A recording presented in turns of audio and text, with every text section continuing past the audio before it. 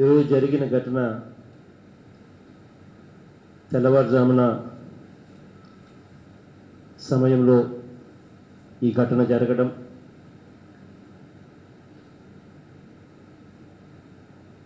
Styrene దాని పేరు ఏంటి స్టైరీన్ అనే ఒక హైడ్రోకార్బన్ ఈ ఫ్యాక్టరీకి రా మెటీరియల్గా ఉపయోగపెట్టుకోవాల్సిన మెటీరియల్ ఎక్కువ రోజులు స్టాక్ ఉండడం వల్ల పాలిమరైజేషన్ జరిగి దానివల్ల జరిగిన దుర్ఘటన కారణంగా ఆ గ్యాస్ తెల్లవారుజామున పూట లీక్ కావడం, చుట్టుపక్కల ఉన్న గ్రామాలు ఆ గ్యాస్ లీక్ కావడం వల్ల ఎఫెక్ట్ కావడం అన్నీ కూడా మన కళ్ళ ఎదుటనే జరగడం బాధాకరమైన అంశం. కానీ ఎల్జీ పాలిమర్స్ అని LG company is a very reputed company, multinational company. అటువంటి మల్టీనేషనల్ కంపెనీ, రెప్యూటెడ్ కంపెనీలో ఇటువంటి ఘటనలు జరగడం ఇంకా బాధాకరం. ఈ జరిగిన యాక్సిడెంట్కి సంబంధించి లోతుగా అధ్యయనం చేసి రిపోర్ట్ ఇవ్వమని చెప్పి ఒక కమిటీని కూడా కాన్స్టిట్యూట్ చేస్తూ ఉన్నాం. మన special chief secretary environment and forest, secretary industries, secretary PCB, collector గారు అండ్ కమిషనర్ ఆఫ్ పోలీస్ వీళ్ళందరూ కూడా ఈ కమిటీలో సభ్యులుగా ఉండి లోతుగా అధ్యయనం చేసి ఏం జరిగింది, ఇటువంటివి మళ్ళీ పునరావృతం కాకుండా ఏం చెయ్యాలి అన్న అంశం మీద వీళ్ళు అధ్యయనం చేసి రిపోర్ట్ ఇస్తారు. ఆ రిపోర్టు ఆధారంగా తదుపరి చర్యలు కూడా ఆ కంపెనీకి సంబంధించి ఏం చేయాలి అని చెప్పి నిర్ణయం తీసుకోవడం జరుగుతుంది. కానీ ఇన్సిడెంట్ తెల్లవారుజామున పూట జరిగినప్పుడు, కానీ గ్యాస్ లీక్ అయినప్పుడు అలారం మోగాలి కదా, అది ఎందుకు అలారం మోగలేదు అన్నది కరెక్ట్ కాదు కదా అన్నది నా మనసుకు కూడా కలత వేస్తూ ఉన్న విషయం. బట్ అదైనా కూడా ఒక అధ్యయనం, లోతైన అధ్యయనం చేసిన తర్వాతనే ఏదైనా కూడా ఎందుకు జరిగింది, జరగకుండా ఉండడానికి ఇంకా ఏం చేయాలి అన్న దాని మీద, ఏం యాక్షన్ తీసుకోవాలి అన్న దాని మీద కూడా రిపోర్ట్ వచ్చిన తర్వాతనే నిర్ణయం తీసుకుంటాం. కానీ తెల్లవారుజామునే ఇది జరిగినప్పటికీ అధికారులు ఇక్కడికి మరీ ముఖ్యంగా అభినందించాలి. జరిగిన ఇన్సిడెంట్ జరిగిన వెంటనే 5 గంటలకే అంబులెన్స్లన్నీ కూడా అందుబాటులోకి రావడం, కలెక్టర్ కూడా 5:30కే లొకేషన్లోకి చేరడం, అందరూ కూడా పోలీసులు అయితే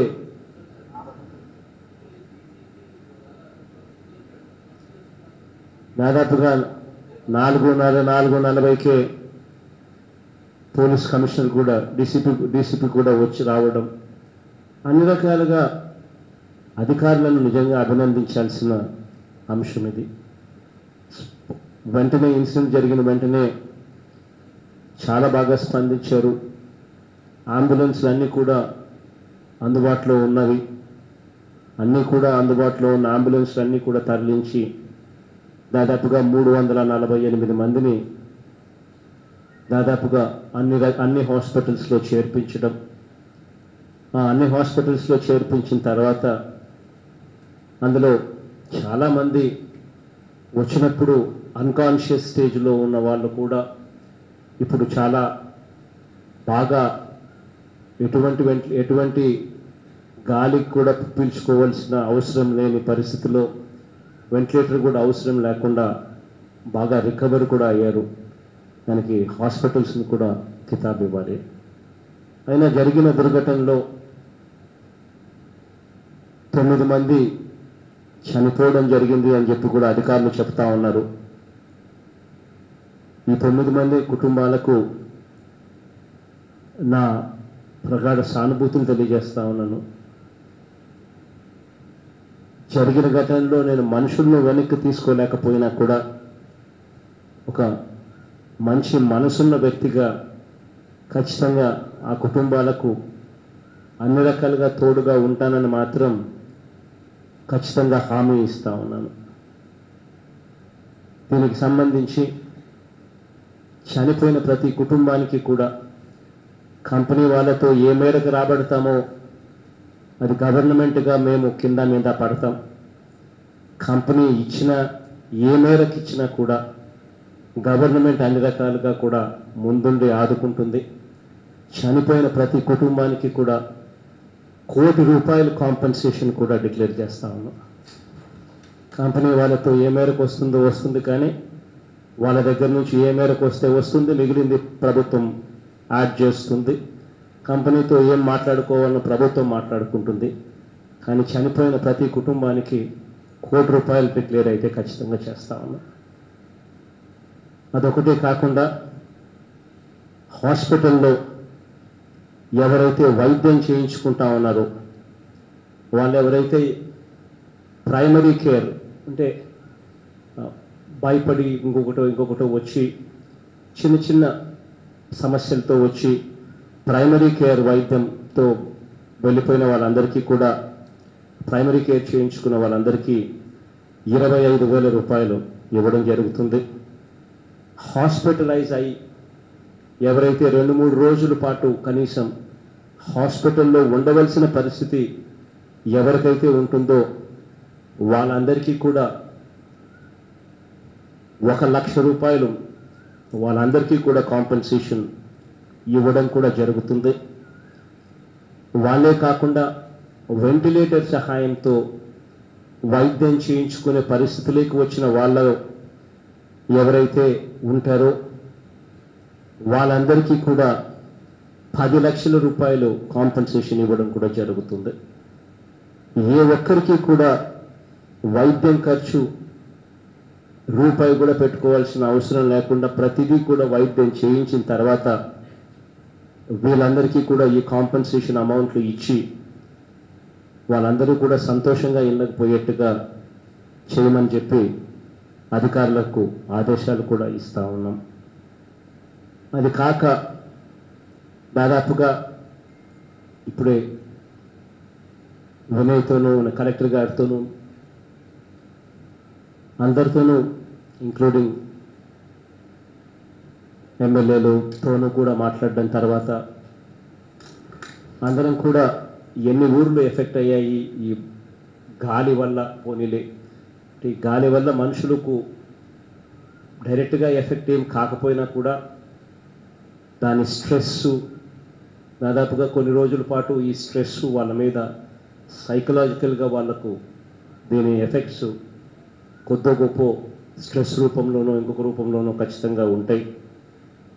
అటువంటి గ్రామాలు ఏమున్నాయి ఎన్నున్నాయి అని చెప్పి అడగడం జరిగితే ఆ గ్రామాలు అందరూ కూడా చెప్పడం వెంకటాపురం 1 అని, వెంకటాపురం 2 అని, ఎస్సీబీసీ కాలనీ అని, నందమూరి నగర్ అని, పద్మనాభపురం అని అందరూ కూడా ఎమ్మెల్యేలు అందరూ కూడా చెప్పడం జరిగింది. వీళ్ళందరికీ కూడా వీళ్లకు స్ట్రెస్కు లోనై ఎటువంటి భయాందోళనకు కూడా చెందవలసిన అవసరం లేదు. అన్ని రకాలుగా ప్రభుత్వం తోడుగా నీడుగా ఉంటుందని, ఈ గ్రామాలలో బహుశా ఎంతమంది ఉంటారు అని అంటే దాదాపుగా 15,000 మంది ఈ గ్రామాలలో నివాసం ఉంటా ఉన్నారు అని చెప్పి కూడా చెప్పడం జరిగింది. ఈ 15,000 మందికి కూడా ప్రతి మనిషికి 10,000 రూపాయలు కూడా ఆర్థిక సహాయం కూడా చేయమని చెప్పి కూడా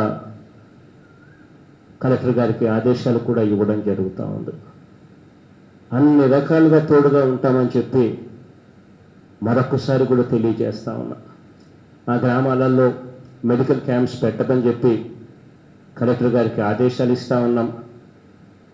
అక్కడ గ్రామాలకు వెళ్ళలేని వ్యక్తులు ఎవరైనా ఉంటే వాళ్ళ కోసం షెల్టర్ ప్రొవైడ్ చేయండి, చేసి వాళ్ళ కోసం మంచి భోజనం పెట్టండి అని చెప్పి కూడా కలెక్టర్ గారికి ఆదేశాలు ఇస్తా ఉన్నాం. వినయ్, మంచి భోజనం, please keep that in mind. మంచి భోజనం పెట్టమని చెప్పి కూడా కలెక్టర్ గారికి ఆదేశాలు ఇస్తా ఉన్నాం. ఆ తర్వాత దీనికి జరిగిన ఘటన మీద ఇంతకుముందే చెప్పినట్టు కమిటీ రిపోర్టును వచ్చిన తర్వాత తదుపరి చర్యలు ఏ రకంగా తీసుకుంటాము అనే దాని మీద ఒక నిర్ణయం అంటూ తీసుకోవడం జరుగుతుంది. చీఫ్ సెక్రటరీ గారిని కూడా ఇక నెక్స్ట్ 2 days ఇక్కడే ఉండమని చెప్పి కూడా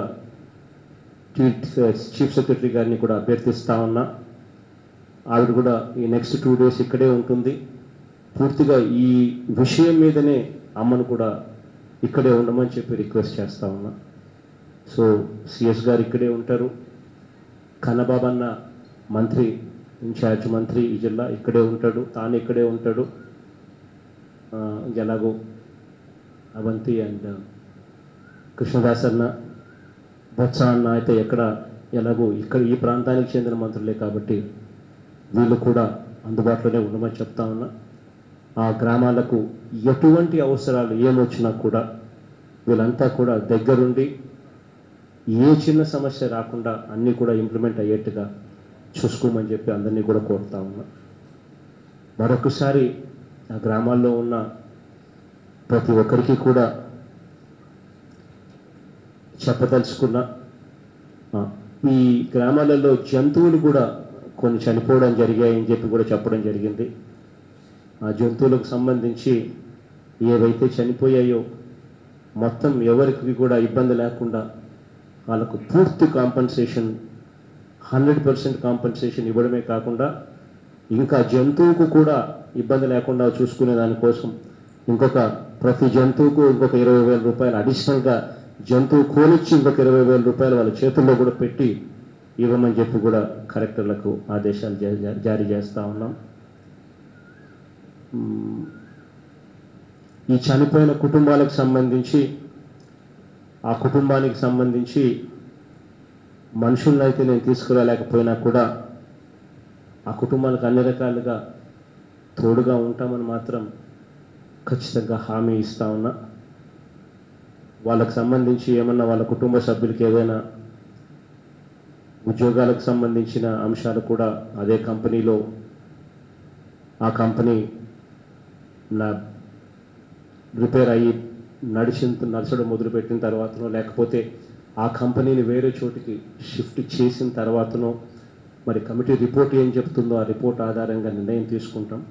కానీ ఎల్జీ అనే సంస్థ పెద్ద సంస్థ, మల్టీనేషనల్ కంపెనీ, అది ఎక్కడ పెట్టినా కూడా బాగా మంచి ప్రమాణాలను పాటిస్తుంది అని చెప్పి గట్టిగా నమ్మకం ఉంది. అక్కడి నుంచి షిఫ్ట్ చేయాల్సి వస్తే కూడా ఏమాత్రం మొహమాటం లేకుండా ఖచ్చితంగా అది కూడా చేయించే కార్యక్రమం కూడా ఖచ్చితంగా చేస్తాము. కానీ ఎక్కడైనా కూడా వాళ్ళకు సంబంధించి ఆ కుటుంబ సభ్యులకు సంబంధించి ఏదైనా ఉద్యోగాలు ఇప్పించే కార్యక్రమం కూడా ఆ ఎల్జీ కంపెనీలో వాళ్ళకి సంబంధించి ఎక్కడైనా కూడా వాళ్ళతో మాట్లాడే ఉద్యోగాలు ఇప్పించే కార్యక్రమం కూడా చేయమని చెప్పి కూడా అధికారులకు ఆదేశాలు అది కూడా ఇవ్వడం జరుగుతూ ఉంది. మరొకసారి జరిగిన ఘటన మీద చాలా కలత చెందే విషయం. కానీ జరిగిన ఘటన మీద ఒక మంచి మనిషిగా చేయగలిగిందంతా చేయడానికి కోసం ప్రభుత్వం అన్ని రకాలుగా ముందుంటుంది అని చెప్పి మరొకసారి తెలియజేస్తూ మనం బాగా చూసుకోమని అధికారులు మరొకసారి చెప్తూ సెలవు తీసుకుంటాను.